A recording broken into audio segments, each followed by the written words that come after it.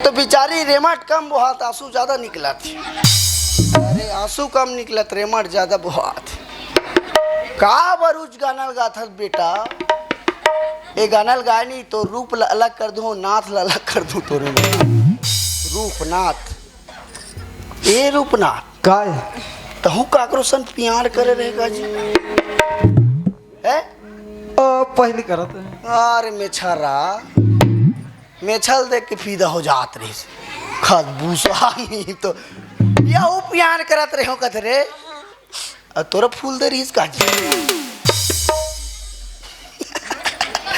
रूपनाथ काय सुने रहे हो तुहरे सगा है रे यादव। हाँ हाँ और दोनों जन के सगाई हुई, दोनों जन की सगई है ना है मस्त। तो दोनों जन के सगाई मन पसंद रिश्ता, ये रिश्ता क्या कहलाता है। मैं तो एक बार सगाई में खुद गिरे हूँ टूरी पर गुल